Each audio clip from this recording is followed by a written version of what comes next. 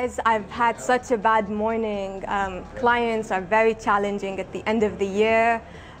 Targets are hard to hit because everybody's going on leave, and I know I'm going to be having a hard time with the manager.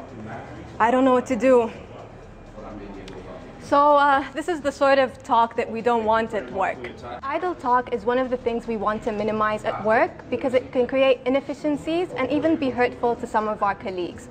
So in a nutshell, today I'm going to be discussing with you a few tips that you could personally do at work to minimize idle talk. So set an example. Avoid initiating these sort of conversations so that you become a role model to your coworkers in the workspace. Another thing is that even if you don't initiate them, some colleagues might try to engage you in it. So like you've seen in the scenario we just did, my colleague could have gotten involved in it, which means that idle talk has become contagious. Or she could have redirected the conversation into a positive one, where she could have told me that this means that business is growing, it's an opportunity for us to learn. So that way, this becomes the trend in the workspace.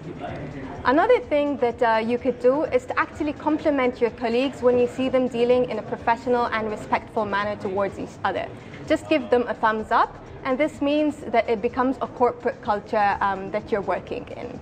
So if idle talk becomes contagious to the extent that it's hurting other people and it gets out of hand, this is where team meetings should be done to discuss it further, and maybe even involve HR to develop strategies to minimize these sort of talks. So if idle talk gets contagious to an extent where a lot of people are involved and it starts hurting others, this is the point where we should conduct meetings to discuss the matter further and maybe even develop HR strategies to minimize these sort of talks.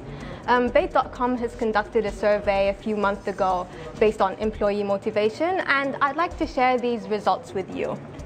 87% of the participants in the poll stated that they're loyal to their customers.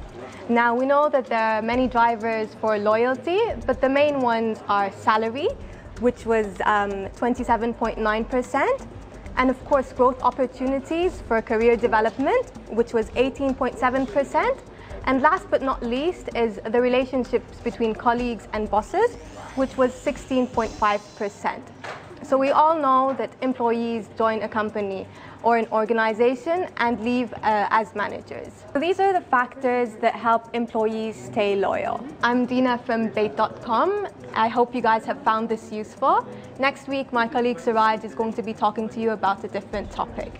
Bye-bye.